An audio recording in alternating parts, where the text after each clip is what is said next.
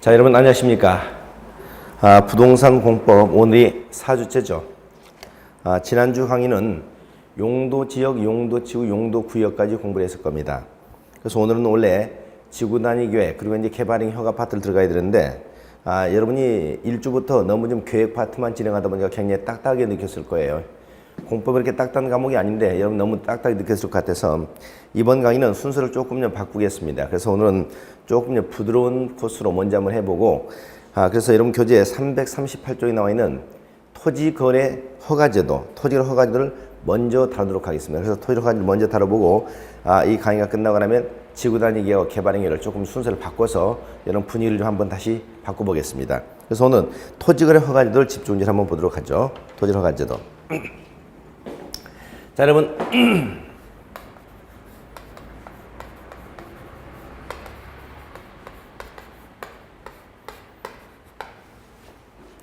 토지거래 허가제도 하게 되면 토지거래 허가제도는 여러분은 일반적인 우리가 사회생활에서 많이 들어보셨을 겁니다. 다른 용어들은 굉장히 우리가 익숙하지 않은 용어입니다만 토지거래 허가제도는 많이 다뤄봤기 때문에 여러분이 토지거래 허가제도는 다소 좀 부드럽게 느끼실 거예요. 그래서 우리가 토지거래 허가제도가 어떤 제도인가 오늘 집중해서 살펴보도록 하죠. 우선 토지거래 허가제도는 토지의 투기적 거래를 규제하기 위한 제도입니다. 투기적 거래를 규제한다. 자, 거래는 거래인데 어떤 거래라고요? 투기적 거래죠. 토지가 정상적으로 거래되고 있다면 그 정상적인 거래는 규제할 이유가 전혀 없는 거죠. 근데 그 거래가 투기적 거래이기 때문에 투기적 거래를 갖다 규제한다는 얘기입니다.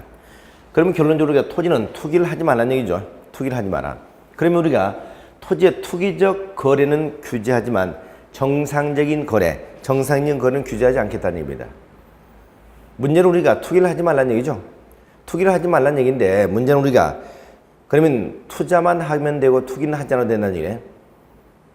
근데 투기하고 투자를 걸 때 정확하게 구별할 수 있나요? 어디서 어디까지가 투기고 어디서 어디까지 투자죠? 토지의 투기와 투자를 갖다 정확하게 구별할 수 있는 기준이 있다 없다? 사실은 정확하지 않습니다. 어떤 사람은 투기, 투자를 갖다 물어보면 여러 가지 방법으로 얘기를 합니다만 실제로 투기하고 투자를 정확하게 구별할 수 있는 법적 기준이 없어요. 그래서 저는 나름대로 이렇게 구별합니다. 어떻게 구별하느냐? 내가 하게 되면 투자요. 너가 하게 되면 투기다. 이렇게 얘기합니다. 대부분 사람들이 남이 하는 행위는 전부 다 우리가 나쁜 것으로 인식하기 쉽고 자기가 하는 행위는 대부분 우리가 정당화시킵니다. 그래서 우리가 남이 하게 되면 투기요. 내가 하면 투자라고 얘기하는데 실질적으로 우리가 또 투기를 욕하고 투기를 비난하는 사람들 속에서도 그 내면은 어떤 생각이 잠재되어 있느냐. 나도 좀 투기를 하고 싶은데 내 능력이 미치지 못해서 아니면 나에게 종잣돈이 없어서 그 투기를 하지 못한 것을 항상 아쉽게 생각하는 것이 대다수 사람들의 생각입니다. 그래서 사실은 자본주의 국가에서 투기를 하지 말라는 얘기 자체가 바람직하지 않아요. 어불성설이죠. 자본주의는 더 큰 이득을 위해서 군라비처럼 쫓아다니는 집단입니다. 그렇기 때문에 투기를 하지 말라는 얘기는 사실상 맞지 않는 얘기죠. 그래서 여러분들은 투기를 많이 하세요. 제 표현 좀 나쁜 표현인지 모르겠습니다만 투기를 많이 하시라고요. 많이 하시되 이런 생각을 가지고 투기를 하세요. 첫째, 우리가 불법적인 방법은 사용하지 않는다. 나만이 알고 있는 어떤 정보를 이용한다든가 내부 정보를 갖다가 이용한다든가 이런 불법적인 정보를 이용하지 마시고요. 내 노력과 내 발품을 팔아서 좋은 토지를 찾아내고 좋은 물건을 찾아내고 이렇게 해서 투기를 하시라고요. 그리고 두 번째, 적당한 시기가 되면 그것을 현금화시킨다. 현금화시키면 수익이 생기겠죠.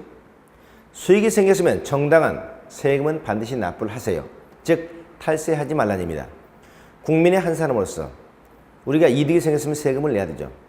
세금을 내는 것을 아까워서는 안 됩니다. 제가 이 부동산 투자 이렇게 하고 이렇게 하다 보면 말이죠. 어떤 사람들은 이 양도소득세에 대한 생각이 참 많습니다. 이거 양도소득세 너무 많이 나와서 투자를 못하겠다 이런 일을 많이 하시는데 이건 투자에서 가장 기본도 모르시는 분입니다. 양도소득세라는 것은 양도 차익이 있어야 되는 세금이죠. 내가 그만큼 이득을 받았다는 겁니다. 이득을 받아서 100% 다 세금을 내라는 것도 아니잖아요. 그러니까 양도소득세는 내가 양도 차익의 일정 비율을 세금에 내기 때문에 양도 차익을 세금을 낸다는 것은 내가 투자를 잘했다는 것이고 이득이 생겼다는 거예요. 그러니까 양도소득세는 절대 두려워서는 안 된다는 얘기입니다. 그래서 마찬가지로 우리가 차익을 갖다 얻었으면 세금을 내라는 얘기고요. 그 다음 세 번째, 내 투자로 인해서, 내 투기로 인해서 누군가에게 아픔은 주지 마세요. 다시 말해서 내가 이득을 얻었고 그로 인해서 누구도 피해보는 게 아니라면 상관이 없습니다. 그러나 나의 이익을 위해서 상대방이 누군가가 아픔을 겪었다. 그렇다면 이것은 바람직한 투자가 아니라는 얘기입니다. 마지막 네 번째, 꼭 기억해야 할 것. 돈을 벌었으면 멋있게 쓰세요. 다시 말해서 아무리 큰 투기를 한다 하더라도 나 혼자 잘 먹고 잘 살겠다는 것이 아니고 사회적인 기부도 하고 봉사활동도 하고 좋은 역할에 그 돈을 쓰게 되면 누구도 나빠하지 않는 입니다. 세계에서 가장 우리는 큰 투기꾼, 세계에서 가장 유명한 투기꾼이라면 미국의 워런 버핏을 얘기합니다. 그런데 그 워런 버핏을 욕한 사람은 누구도 없습니다. 왜? 돈도 잘 벌지만 기부할 줄도 알고 남에게 베풀 줄도 알기 때문이죠. 자, 그래서 여러분도 돈을 많이 버시고 투기를 많이 하시되 이런 입장, 이런 원칙만 구사하면 되지 않겠냐는 생각을 합니다. 그래서 불법 정보를 이용하지 말자. 또 우리가 차익이 생겼으면 정당히 세금을 내자. 그 누군가에게 아픔을 주지 말자. 그리고 멋있게 쓰자. 이런 원칙에서 투자를 한다면, 투기를 한다면 저는 그 투기는 바람직한 것이다 이렇게 생각합니다. 자, 그렇다면 우리는 토지거래가는 토지의 투기적 거래를 규제하기 위해 의한 제도인데 이 얘기는 왜 나온 얘기냐? 원래 토지의 부증성에서 나온 제도입니다. 토지의 부증성. 여러분 학개론 공부하다 보면 토지의 특징을 갖다 공부해야 될 겁니다. 토지는 부증성, 늘어나지 않는다는 거죠.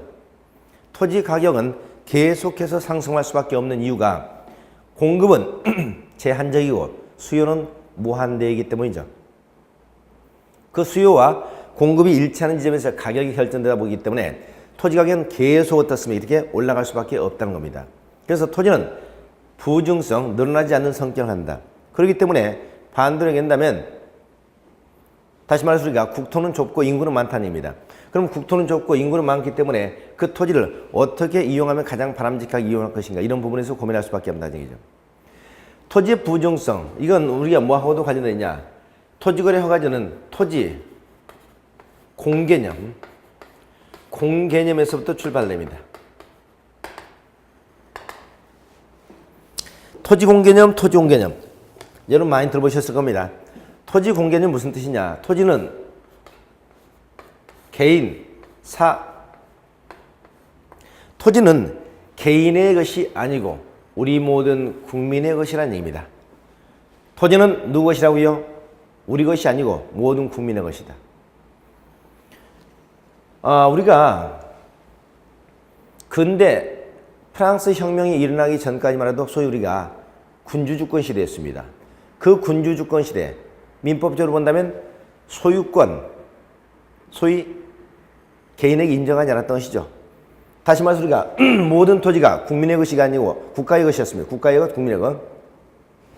그런데 이제 우리가 우리가 근대 혁명이 일어나면서 개인의 어떤 사유상권을 갖다 인정하기 시작했습니다만 역사적으로 본다면 토지는 우리 모든 국민의 것이다 이런 생각입니다. 그래서 토지는 모든 국민의 것이기 때문에 우리가 개인적으로 가져서는 안 되는데 왜 우리 개인에게 인정을 해주고 있느냐? 이건 한마디로 얘기하면 부동산 신탁사상입니다. 신탁사상. 여러분 민법에서 신탁이라는 얘기 아시죠? 신탁.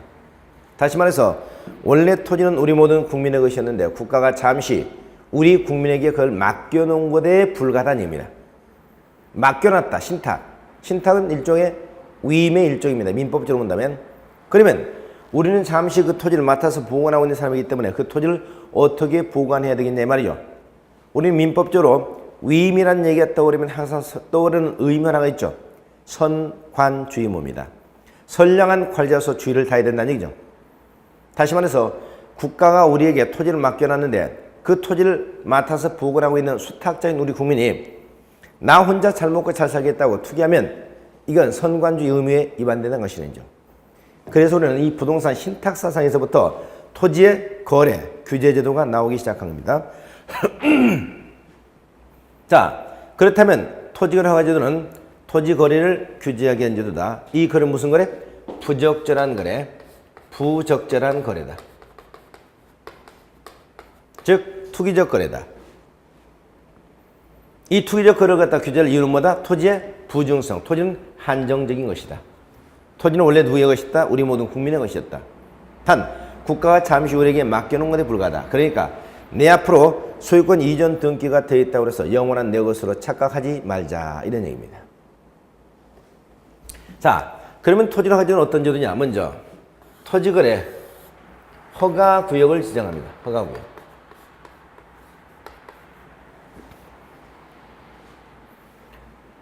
토지거래 허가제도는 전국의 모든 토지관에서 적용되는 제도가 아닙니다.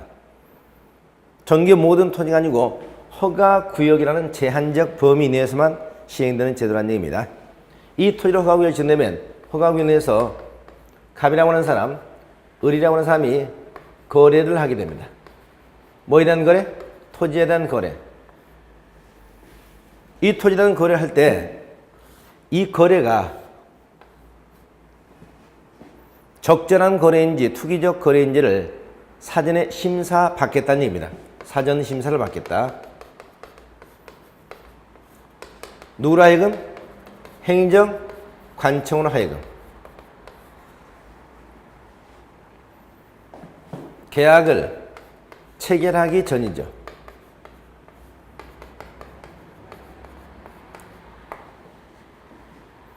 그러면 행정관청인 누가? 허가권자가 이 거래가 정상적인 거래인지 투기적 거래인지 심사하겠다는 얘기입니다.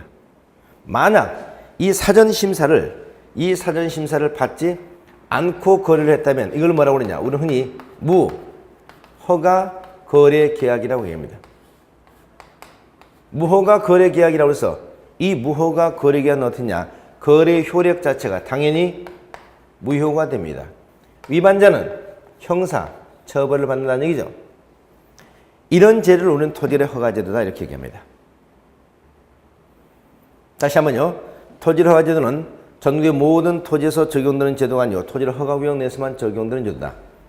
허가구역 내에서 갑, 을, 거래의 양 당사자가 토지란 거래 계약을 체결하기 전에 정상적인 거래인지 투기적 거래인지를 사전에 심사받는 제도다. 만약 이 사전 심사를 받지 않고 거래 계약을 체결했다면 이 거래 계약을 우리는 뭐라고 한다? 무허가 거래 계약이라고 해서 무허가 거래 계약은 계약 자체가 당연히 무효가 되고 위반자는 형사처벌을 받는 제도. 이걸 우리는 토지거래 허가제도라고 한다. 이렇게 기억하시기 바랍니다. 자, 그렇다면 여기서 우리가 허가라는 얘기가 나오는데 오늘 여기서 우리가 허가라는 게 뭔지 허가의 개념을 좀 먼저 정리해 드리겠습니다. 허가. 자, 허가 개념 조금 이따 정리하고 그럼 먼저 이 제도를 좀 더 보도록 하죠. 토지거래 허가구역에서 우선 제일 먼저는 허가구역을 먼저 지정을 해야 되겠네. 허가구역 지정. 허가구역은 누가 지정하느냐? 허가구역은 국토교통부 장관, 그 다음에 시, 도지사가 지정을 합니다. 시도지사가 지정하는 게 어떤 경우냐? 동일한 시, 군, 구의 일부 지역을 대상으로 할 때 시도지사가 지정합니다. 동일한 시군구, 서울특별시, 노원구, 상계의 동에다 지정한다. 일부죠? 그럼 누가? 서울특별시장이 지정합니다. 경기도 양평군, 강상면, 강하면 이런 곳에만 지정한다. 그럼 누가 지정한다? 경기도지사가 지정합니다. 자, 예를 들면 의정부시, 남양주시, 전지를 지정한다. 그럼 전지를 지정할 때 누가 지정하나? 국장이 지정합니다. 그래서 기타의 경우는 국당이 지정을 해. 그래서 동일한 시군구의 일부 지역을 대상으로 지정할 때는 시도지사가 지정하고요. 동일한 시군구의 전부를 대상으로 지정한다든가 둘 이상 시군구에 걸쳐있다든가 이때는 지정권자가 국토교통부 장관이다. 이렇게 기억하시면 되겠습니다. 토지를 가면 어떻게 지정하느냐? 지정 절차는 도시계획위원회의 심의를 거칩니다. 도시계획위원회 심의.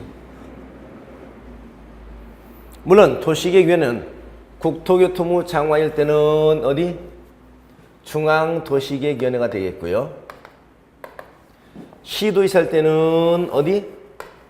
시도, 즉 지방 도시계획위원회의 심의를 거치겠죠. 이렇게 해서 지정하게 되면 그 내용을 공고를 합니다. 어디에다가? 국토교통부장이 공고할 때는 관보에다가, 시의사 지정할 때는 공보에다 지정 공고를 하게 됩니다. 우리는 국가에서 발행하는 것을 관보라고 얘기하고요. 지방자치단체가 발행하는 것을 공보라고 얘기합니다. 국가의 중요한 행정 업무는 일반 국민에게 알리기 위해서 관보에다가 우리가 보통 게재를 하고요. 지방자치단체 공보에다 게재를 하게 됩니다. 이렇게 공고를 하는데 이 공고는 뭘 공고를 하느냐? 크게 세 가지 내용을 공고를 해요. 첫째는 허가구역의 범위. 어디서 어디까지 허가구역이냐? 허가구역의 범위를 갖다 공고하게 됩니다. 두 번째는 허가 기간입니다. 이 기간은 5년 이내로 지정을 하게 됩니다. 토지를 허가구역은 몇 년간? 5년간 지정한다가 아니라 5년 이내로 지정을 해요. 5년 이내로 지정하기 때문에 예를 들면 우리가 뭐 3년 또는 4년 또는 5년 이렇게 공고를 하겠죠. 5년 이내로 지정한다는 얘기가 5년간 지정한다는 얘기는 아니에요. 그렇기 때문에 공고를 할 때도 여기는 토지를 허가구역 기간 5년 이내에 이렇게 공고하는 게 아니라는 얘기죠. 어떻게? 5년, 4년, 3년 이렇게 자기가 좋아하는 숫자만큼을 공고하게 된다는 얘기입니다. 그 다음에 세 번째, 허가 기준 면적입니다. 기준 면적. 다시 말해서 허가구역 내에서 토지를 허가를 받는다고 그랬는데요. 이 토지는 모든 토지가 아닙니다. 허가구역이 지정되면 허가구역 내 모든 토지가 허가를 받는 게 아니고 기준 면적을 초과하는 토지만 허가를 받습니다. 따라서 반대로 얘기한다면 기준 면적 이하의 거래계약은 허가를 받지 않는다는 뜻입니다. 그래서 여기서 우리가 허가 기준 면적을 보통 공고를 해줄 수가 있다는 얘기죠. 그래서 우리는 허가구역의 범위, 기간, 면적 이 세 가지를 공고하게 된다는 얘기입니다. 자, 이렇게 공고를 하게 되면은 효력은 언제부터 발생하냐? 효력은 5일 후부터 효력을 발생하게 됩니다. 5일 후부터. 그런 말이죠. 앞으로 토지거래 허가구역에 지정돼서 국토교통부 장관이나 시도지사가 관보나 공고에다 공고를 했다 하더라도 아직 5일이 경과되기 전에 체결된 거래계약은 허가를 받을 필요가 없다는 얘기죠. 허가구역 지정 공고되고 5일이 경과되어야 효력을 발생한다. 이 점 잊지 마시기 바랍니다. 물론 우리가 지정됐던 허가구역을 해제하는 경우라든가 또는 면적을 축소해서 지정하는 경우 이런 경우는 일반 국민에게 유리한 조치가 되겠죠. 이 5일이라는 기간을 우리는 흔히 말하면 이 5일을 갖다 우리는 주지기간이라고 해요. 주지기간. 주지란 얘기가 한자로 표현하면 널리 알린다는 얘기입니다. 두루 주자거든요. 널리 알린다. 그러니까 이 주지기간은 일반 국민에게 불리한 조치일 때 보통 주지기간을 냅니다. 따라서 일반 국민에게 유리할 때는 주지기간을 둘 필요가 있다 없다는 얘기죠. 누군가에게 유리한 어떤 조치를 할 때는 어떻습니까? 상대방의 동의나 또는 알릴 필요가 없는 겁니다. 꼭 알릴 필요가 없죠. 여러분이 좋아하는 사람한테 커피를 한 잔 빼다 드린다든가 여러분이 좋아하는 사람한테 어떤 선물을 해준다든가 할 때 상대방의 동의 받고 선물하는 경우 있습니까? 저는 가장 이해가 안 가는 사람이 전화해가지고 저 선생님한테 이런 선물 해도 되겠습니까? 뭐 이런 건 필요 없다는 얘기죠. 여러분이 어떻습니까? 누구한테 커피 한 잔 빼면 커피 한 잔 드시겠습니까? 그러지 마세요. 그러지 마시고 커피 한 잔 드세요 하는 게 그냥 보이죠? 이런 식으로 우리가 상대방한테 유리한 어떤 조치를 할 때는 전자주의미간을 들 필요가 없기 때문에 허가구역을 해제한다든가 허가구역을 축소 지정할 때는 허가를 받을 필요가 없다. 잊지 마시기 바랍니다. 자, 이렇게 해서 허가구역을 지정을 했습니다. 그런데 이때 문제는 어떤 경우에 어디에다가 허가구역을 지정할 것이냐. 허가구역의 지정 대상지역이라고 합니다. 허가구역 지정 대상지역. 허가구역을 지정하려면 먼저 이런 요건이 맞아야 됩니다. 이런 표지도 나오고 있습니다만은 하나, 둘, 셋. 허가구역 지정 대상지역입니다. 첫째는 토지의 투기적 거래가 성행하고 있다. 성행. 또는 지가가 급격하게 상승하고 있다. 또는 그런 우려 있는 지역입니다. 우려 있는 지역. 토지의 투기적 거래가 성행하고 있다. 지가가 급격히 상승하고 있다. 그런 우려 있는 지역. 그렇다면 여기는 뭐가 되죠? 현재적 상황이 되죠. 여기는 뭐가 된다? 미래.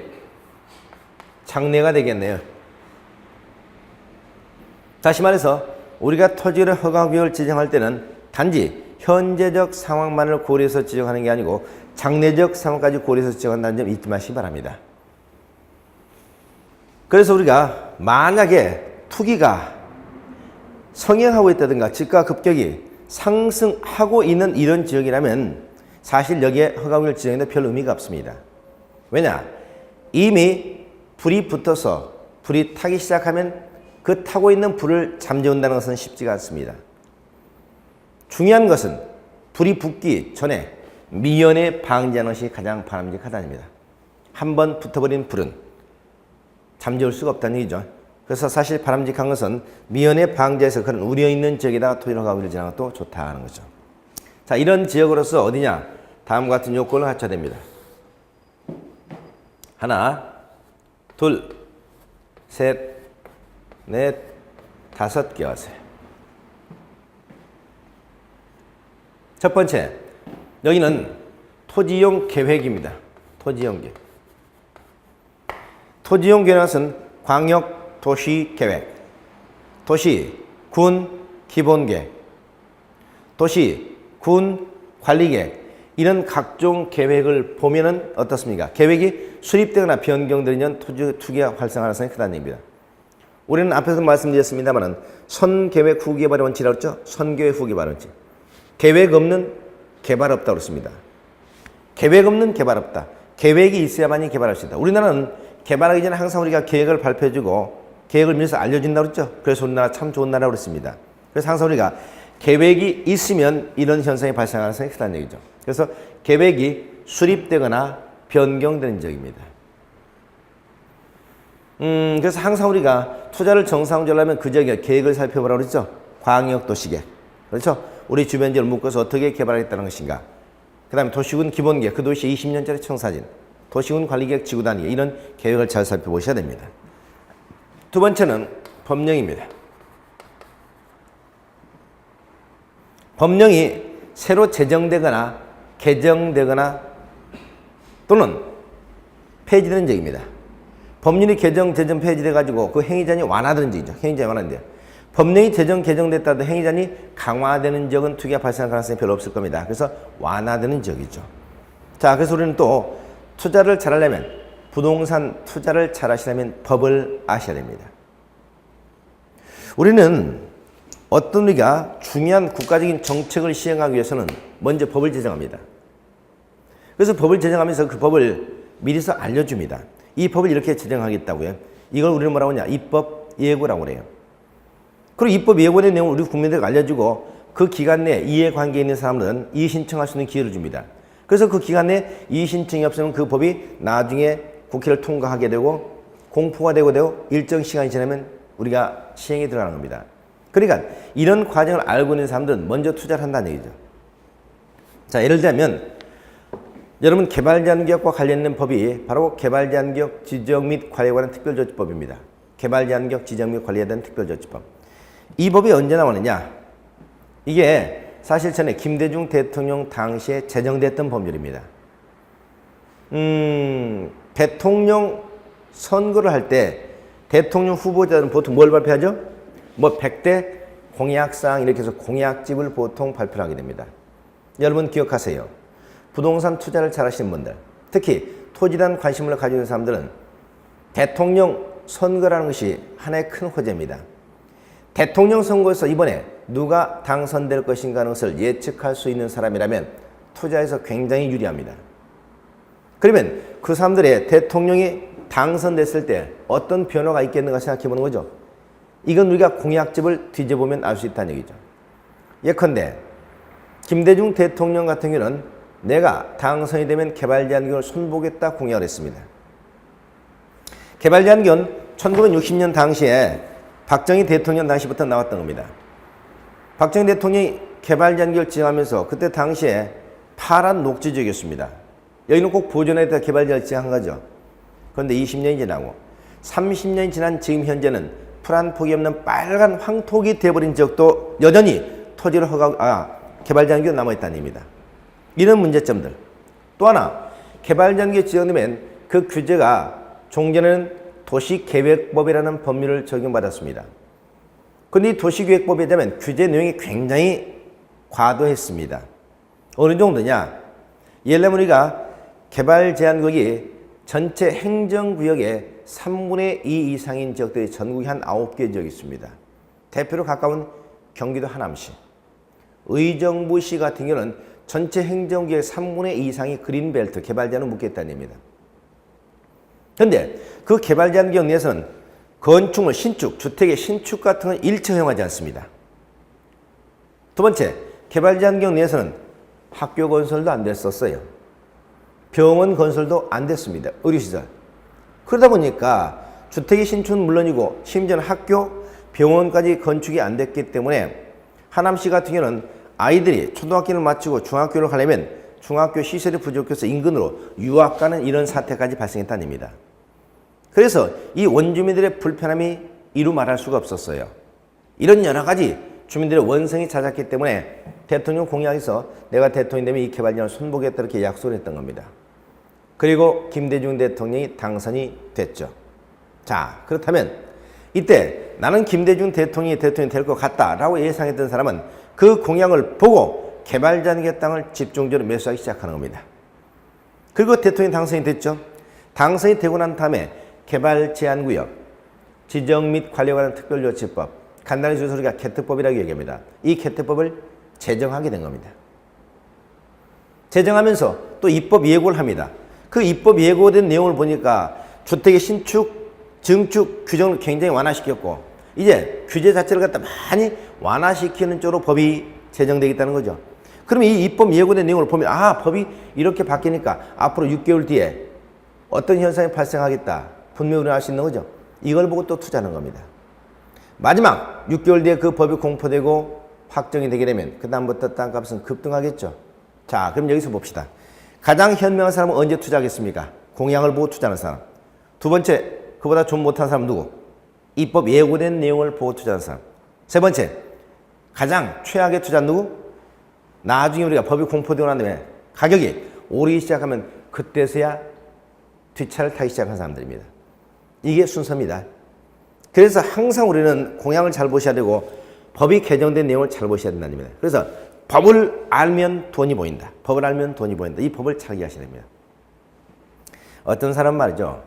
실무에 나가서 이렇게 가끔 사람을 만나서 대화를 나누다 보면 아직도 준도시지역, 준농림지역 이런 표현을 쓰고 있는 중개업자를 가끔 봤습니다. 그런 사람을 대할 때마다 참 한심하다. 참 한심하다. 이런 생각이 들어요. 준도시적 준농림지라는 것은 2002년도 우리 국토개법이 새로 제정되면서 없어진 용어야. 그 준도시적과 준농림지역이 통합이 돼서 폐지되고 통합이 돼서 어떤 지역이 있죠? 우리가 앞에서 공부했던 관리지역이 된 겁니다. 2002년이면 지금으로부터 13년, 14년 전이죠.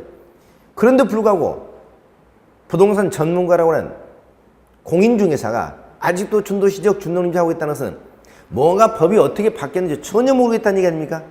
그런 사람은 한심한 정도가 아니고 절대 중개업에서도 인생에 있어서 성공할 수 없다는 사람입니다. 시대를 따라가야 되죠. 바뀌는 내용을 갖다 알고 가야 되죠. 거기에 맞춰서 투자를 해야 되는 겁니다. 그래서 이 법의 흐름을 알면 어느 지역에 땅값이 오르겠다 바로 나오게 됩니다. 그래서 법령을 항상 중요시해야 됩니다. 그리고 우리나라 참 좋은 나라라고 그랬죠. 좋다.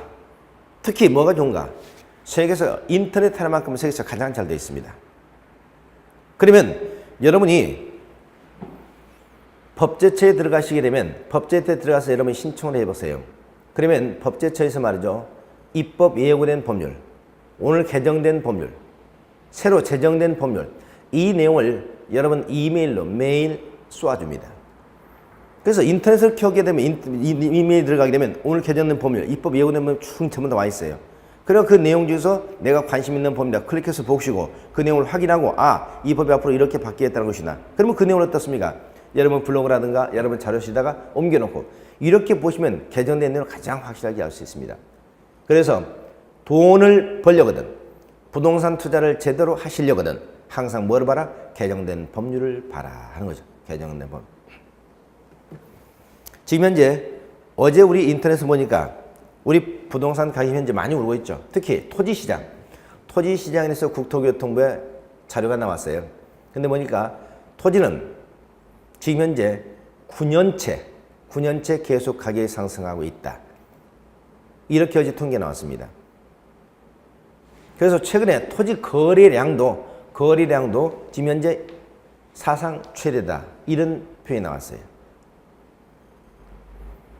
자, 그래서 우리는 이렇게 거래가 많이 되고 부동산이 지금 현재 많이 오르고 있는요. 물론 또 아파트 가격도 서울 같은 경우 거의 9개월치 오르고 있다고 그러죠. 그러면 부동산이 지금 전반적으로 많이 좋아지고 있다는 것인데 이 부동산 거래가 늘어나고 토지 가격이 많이 상승하는 이유가 뭐겠습니까? 여러 가지 요인이 있겠습니다만 가장 중요한 요인은 작년 2014년도 12월 19일 날 부동산 관계 법규 3개가 통과됐죠. 여러분 작년 연말에 많이 들었더냐? 부동산 3법, 부동산 3법 이런 얘기 들으셨습니다. 대표로 주택법, 그 다음에 도시정비법, 그 다음에 개발이익 환수에 관한 법률이었습니다. 이 3개 법이 통과되면서 전에 노무현 대통령 당시에 박아놨던 소위 부동산 시장의 대못이라고 하는 것들이 모두 빠지게 된 겁니다. 그래서 분양가 상한제가 사실상 폐지가 됐고 서울 같은 지역에서도 재건축을 하는 경우에 최고 3주택까지 주택을 공급받을 수 있도록 개정이 됐고 개발이익 환수, 즉 재건축 초과이익이죠. 재건축 초과이익을 앞으로 2017년도까지 징수하지 않고 유예하겠다. 이 3가지 내용이 있습니다. 이런 법률들이 통과되면서 부동산 시장이 계속 오르고 있는 겁니다. 자, 그래서 제가 강조드리는 것은 투자를 잘하려거든 뭘 봐라? 법을 봐라. 법률을 봐라. 이런 얘기입니다. 그래서 법률의 제정 개정입니다. 세 번째는 개발입니다. 개발 사업이 진행 중에 있거나 또는 예정되어 있거나 또는 인근지역입니다. 현재 개발 사업이 진행되고 있는 지역은 물론이고 개발 사업이 예정되는 지역도 투기가 되죠. 또 그 인근 지역까지입니다. 인근 지역까지. 소위 우리가 부동산 개발에 있어서 토지 가격 상승의 도미노 이론이 있습니다. 어느 지역이 개발이 되면 그 인근 지역에 따라서 땅값이 오른다는 얘기죠. 그래서 진행되고 있는 지역, 예정되고 있는 지역, 인근 지역입니다. 지금 현재 자료를 보면 말이죠. 전국적으로 땅값이 가장 많이 오르고 있는 1순위가 어디냐? 제주도입니다. 제주도는 여러분 아시다시피 지금 현재 경매시장에서 경매 물건이 나오면 거의 우리가 낙찰 가율이 거의 평균 150%, 180%, 심지어는 200% 육박합니다. 어떤 경우는 지난주에 끝났던 가파도의 토지 경매에 나온 거 보니까 가파도에서 땅이 대지 면적이 100평이 나왔어요. 100평 정도 나왔는데 이게 최초 감정가 1,390만 원 정도 나왔습니다. 그런데 지난 11월 23일 최종적인 낙찰에서 얼마에 낙찰했냐? 무려 8,500만 원. 거의 몇 퍼센트죠? 800%가 넘는 가격이 낙찰됐습니다. 제주에서는 일단은 우리가 물건이 나오게 되면 낙찰가율이 거의 200% 육박하는 평균. 대단하죠? 그 이유가 뭐냐? 제주도는 끊임없는 개발. 중국의 투자 이민 제도가 도입되면서 외국인들이 투자했을 때 영주권을 주겠다는 제도라든가 이렇게 해서 외국인들이 많이 들어오고 있고 소위 영원한 주택단지, 전원주택단지 후보지죠. 우리가 흔히 이효리 효과라고 얘기합니다. 그래서 우리가 영원한 바닷가에 우리가 주택단지, 전원주택단지에서 각광을 받고 있는 적이 제주도일 뿐만 아니라 또 지지난주에 제주도의 제2 신공항 건설을 발표했죠. 저희가 제주시 공개장소에서 이런 얘기를 해도 되는지 모르겠습니다. 이미 다 신문에 나온 얘기니까 제주 서귀포시 신산이라는 곳이 온평리라는 곳입니다. 거기에 150만 평 규모의 신도시를 공항을 2025년까지 건설하겠다 이렇게 발표가 됐습니다. 그러면서 그 인근지역의 땅값들이 어떻습니까? 엄청나게 오를 수밖에 없는 것이죠. 그래서 우리는 개발이 있으면 돈이 모인다. 개발이 있으면 돈이 모인다. 또 우리가 땅값이 많이 오르는 세종시, 세종시 또는 부산 이런 지역들 우리가 땅값이 가장 많이 오르는데 대부분 그 이유가 뭐다? 개발입니다. 우리 역대 대통령 중에서 말이죠. 부동산 규제를 가장 강하게 했던 대통령이 언제냐? 노태우 대통령, 노무현 대통령 당시였습니다. 양노씨였죠. 노 성에서부터 안 된다. 노가 붙어 있잖아요. 그래서 규제를 가장 강하게 했어요. 그런데 아이러니한 것은 그때 당시에 전국적으로 부동산 가격이 가장 많이 올랐다는 겁니다. 그 이유가 뭐냐? 개발이었습니다. 여러분 노무현 대통령 하면 생각나는 게 뭐죠?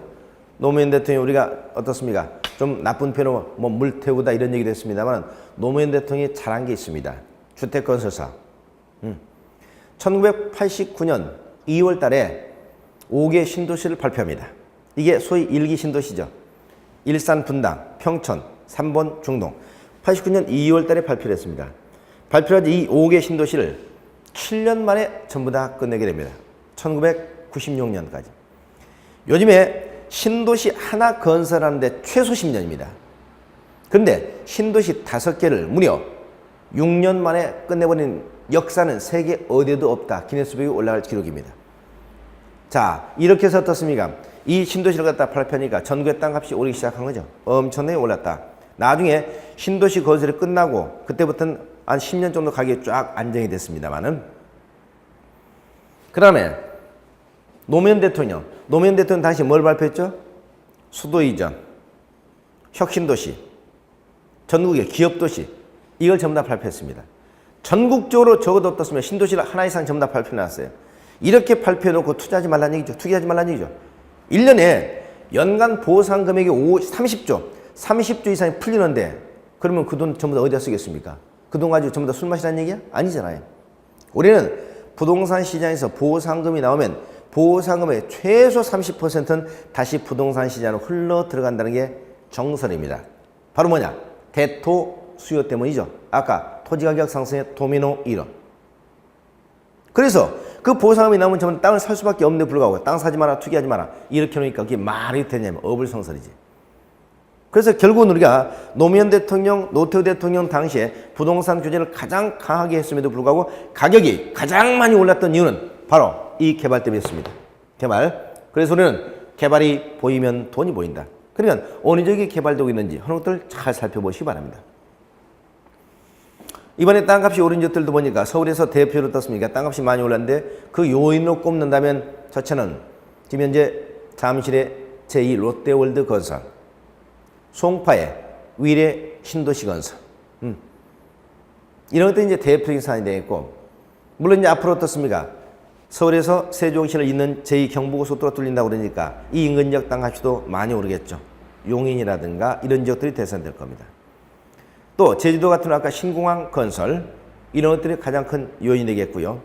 또 최근에 대구 같은 경우 땅값이 많이 오르고 있는데 이 지역들도 어떻습니까? 대구의 대표는 개발이고요. 부산하면 우리가 동남권 뭐 기장 개발 계획이라든가 강서 소위 명지지구 개발이라든가 이런 것들이 가장 대표적인 요인이 되겠습니다. 그래서 전국적으로 토지가 가격이 많이 오르는 것은 대부분 개발과 깊은 관련성이 있다 하는 점을 유의하시기 바랍니다.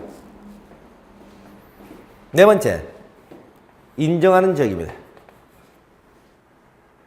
누가? 저 지정권자. 국토교통부 장관의 시도의사가 투기 가능성이 있다고 인정하는 지역. 인정하는 지역입니다. 다섯 번째, 요청하는 지역입니다.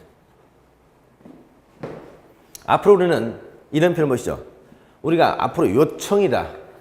요청. 또는 제안이다. 제안. 이런 표현을 앞으로 많이 쓸 겁니다. 용어 잘 이해하세요. 요청이나 제안. 이거 뭐냐? 뭐뭐 합시다. 이런 얘기야. 뭐뭐 합시다. 그런데 요청과 제안은 어떻게 다르냐? 요청은 행정, 관청이 주체이고요. 제한은 비행정관청이 주체가 되는 겁니다. 뭐뭐 하자는데 그걸 누가 하느냐? 시장군수가 시도지사에게 뭐죠? 요청한다. 시도지사가 국토교통부 장관에게 요청한다. 관계행정기관의 장이 국토교통부 장관에 요청한다. 이런 식입니다. 그래서 요청이라는 단어가 나오면 항상 주어는 행정관청이라고 꼭 기억하세요. 반면에 제한하자, 제한은 비행정관청이 하는 것입니다. 예를 들면 LH공사, 한국토지주택공사 사장이 신도시 하나 건설합시다. 제한이죠. 조합, 주택조합, 정비사업 조합, 조합이 뭐뭐 합시다. 뭐다? 제한입니다. 여러분들이 저에게 맞아? 제한입니다. 선생님, 우리 연말에 어디 좋은 장소에 모여가지고 어디 공개 부동산 세미나를 한번 합시다. 이런 제한이라고 그러죠. 제한. 이게 제한입니다. 그래서 오늘 요청과 제한과 요청의 그 차이점을 잘 구분해서 기억해 두시기 바랍니다. 그럼 여기서 요청이라고 그랬죠. 누가 요청하냐? 관계행정기관의 장이 지정권자에게 요청한다는 얘기입니다. 다시 말해서 관계행정기관의 장, 시장군수라든가 시도지사 이런 사람이 시도지사나 국토교통부 장관에게 여기는 투기 가능성이 높으니까 허가구역을 지정합시다고 제한 요청하는 적입니다. 자, 그럼 앞으로 허가구역 지정 대상은 5가지 기억합니다. 첫째, 계획. 두 번째, 법령. 세 번째, 개발. 네 번째, 인정. 다섯 번째, 요청. 자, 여기가 뭐라고요? 여기가 토지를 허가구역 지정 대상지입니다. 유의할 것은 여기가 토지거래 허가 구역이 아니야. 구역이 아니고 허가구역 지정 대상지라는 얘기입니다. 허가 구역은 지정 대상지역 가운데 소정의 절차를 거쳐서 지정을 했어. 그래서 공고를 해야만이 허가구역이 되는 것이고 지정 공고를 하기 전까지는 지정 대상 지역일 뿐이지 허가구역은 아니다는 사실을 꼭 기억해 두시기 바랍니다. 자, 그리고 여기는 우리가 한편 반대로 해석하면 이런 적은 토지 가격이 상승할 가능성이 큰 적이라는 얘기죠. 큰 적. 두 번째, 그래서 정부는 토지를 허가구역을 지정해서 규제해야 될 지역이라는 얘기죠. 그러나 반대 해석해 보세요. 항상 모든 문제는 상대방 입장에서 반대 해석하면 입장이 달라지죠. 너의 불행은 나의 행복이요. 너의 행복은 나의 불행이 될 수 있듯이. 그렇죠? 다시 말해서 정부는 망해야 될 적이지만 여러분은 깊은 관심을 가져야 될 적입니다. 다시 말해서 저 적은 땅값이 오를 가능성이 큰 적이고 여러분 입장에서 본다면 투자를 해야 될 지역이라는 얘기죠. 관심을 가져야 될 지역, 돈이 되는 지역이라는 얘기입니다. 명심하세요. 여러분이 만약 토지 투자에 관심을 가지고 있고 토지를 투자해서 돈을 벌고 싶다. 그러면 이것만 신경 쓰시면 됩니다. 첫 번째, 계획. 두 번째, 법령. 세 번째, 개발. 네 번째, 국토교통부 장관이나 관계행정기관의 장의 움직임. 이걸 잘 살펴보시면 어디가 토지가 가격이 오르겠는가 하는 것을 쉽게 알 수가 있다는 겁니다. 자, 이런 적을 토지를 허가로 지정할 수 있는 대상이 나오죠. 또 하나 여러분 주의할 점은 광역도시나 도시군 기본계획, 도시군 관리계획 수립되거나 변경된 지역은 토지를 허가로 지정할 수 있다. 그러면 안 됩니다. 앞에 이 대전제가 꼭 연결돼야 돼요. 여기 대전제.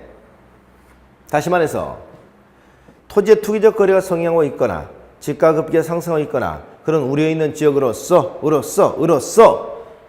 계획이 수립되거나 변경되는 지역 이렇게 나와야지. 토지 이용 계획이 수립되고 있거나 변경되고 있다. 이거 하나만 가지고는 절대 안 된다. 법령이 제정, 개정, 해제돼서 행위자니 완화되고 있다. 이것만 가지고 지정할 수 있는 것이 아니라 투기적 거래가 성행하고 있거나 집가급기 상승하고 있거나 그런 우려 있는 이 조건이 앞에 꼭 붙어야 된다는 거 명심하시기 바랍니다. 자, 이런 지역들을 우리는 토지를 허가로 뭐 할 수 있다? 지정, 공고할 수 있다 하는 겁니다. 이것을 우리는 토지를 허가구역 지정 대상지라고 합니다. 토지를 허가구역 지정 대상지. 그래서 우선 여기서 토지허가제도는 왜 나왔는가 하는 토지허가제도 나오게 된 동기, 토지의 부중성, 부동산 신탁사상, 토지공개제도에서 시작됐고요. 허가제도가 뭐냐 하는 개념 설명드렸고요.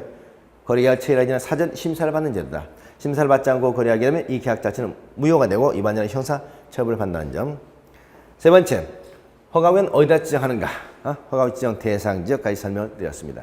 자, 이게 허가구역 지정 대상 지역 이렇게 기하시면 되겠네요. 자, 자, 여기서 그래서 여러분 교재를 보시면 거기 여러분 교재 뭐 허가지도 의 2번 허가의 지정, 그다음에 지정 대상지역, 그다음에 3번 심의, 그다음에 다음 페이지 보니까 지정 공고, 효력 발생 시기, 그다음에 해제 축소 여기까지 나와 있죠. 지금 설명했던 내용이 여러분 교재 339쪽에 앞에 토지에 대한 허가 앞에까지 설명이 되어 있습니다. 자, 여기까지 잠시 쉬도록 하겠습니다.